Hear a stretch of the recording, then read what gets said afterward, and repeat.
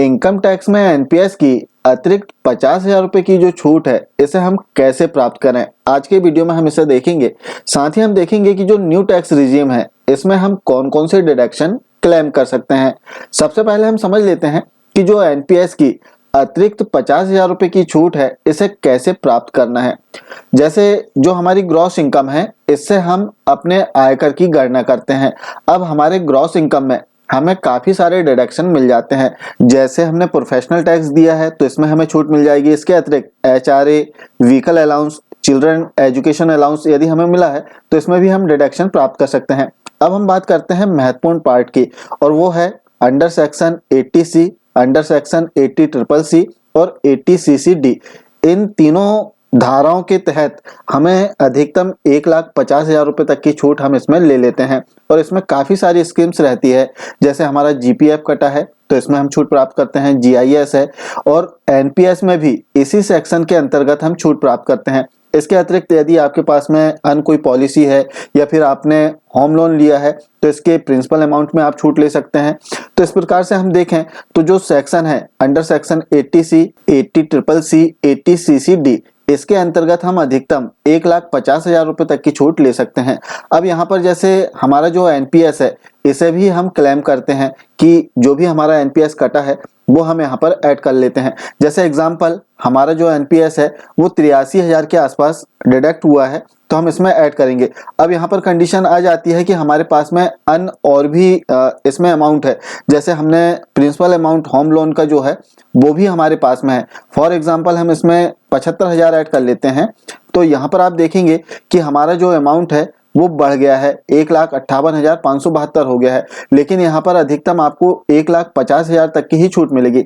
इसके अतिरिक्त हम देखें जैसे हमारे पास में कोई पॉलिसी वगैरह भी है तो उसका अमाउंट भी हम इसमें ऐड कर लेते हैं। जैसे एक एग्जांपल के लिए हमारे पास में 75,000 रुपए की पॉलिसी है, सुकन्या योजना के अंतर्गत हमने 24,000 रुपए डिपॉजिट किया है तो वो भी हम ऐड कर सकते हैं। साथ ही बच्चों की जो ट्यूशन फीस है उस पर भी हम छूट ले सकते हैं। जैसे एक एग्जांपल लेकर चलते हैं कि 2 बच्चों की ट्यूशन फीस हमारी 24,000 रुपए हमने इसमें ऐड किया तो यहाँ पर आप देखेंगे कि जो अमाउंट है 2,81,572 रुपए। अब यहाँ पर ध्यान देने वाली बात है कि इन सेक्शन के अंतर्गत हमें मात्र 1,50,000 रुपए तक की ही छूट मिल सकती है। इससे अधिक छूट नहीं मिलेगी, चाहे आपका जो अमाउंट जो है वो अधिक क्यों नहीं हो रहा हो, लेकिन यहाँ पर मात्र आपको इतना ही जो अमाउंट है वो डिडक्ट होगा।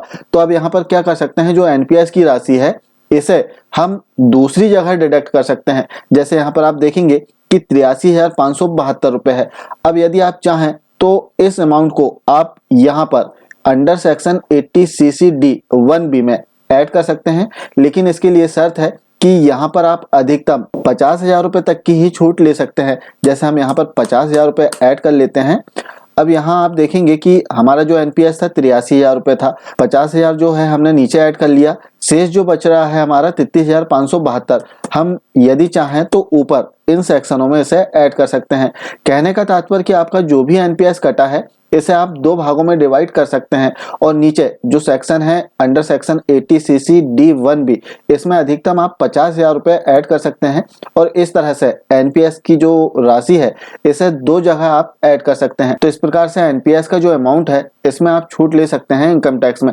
अब यहाँ पर ध्यान देने वाली बात केवल एक ही है कि जो भी आपका एनपीएस का अमाउंट जमा हुआ है उस अमाउंट को आप 2 भागों में डिवाइड कर सकते हैं। एक भाग को आप चाहें तो अंडर सेक्शन 80C, 80CCC और 80CCD इसमें ऐड कर सकते हैं, इसमें 1.5 लाख तक की छूट मिलेगी।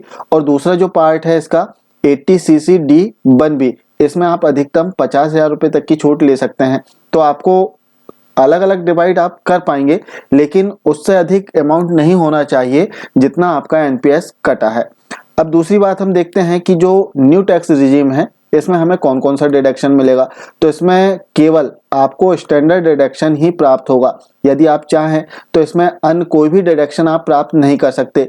स्टैंडर्ड डिडक्शन के बाद में सीधा आपको टैक्स देना होता है अपने ग्रॉस इनकम में। तो आशा है एनपीएस के संबंध में जो जानकारी दी गई है आपको पसंद आई होगी। यदि जानकारी अच्छी लग रही है तो कृपया कर चैनल को सब्सक्राइब कर वीडियो को अधिक से अधिक जरूर शेयर करें। मिलते हैं कुछ इसी प्रकार की नवीनतम जानकारियों के साथ में नेक्स्ट वीडियो में। तब तक के लिए जय हिंद।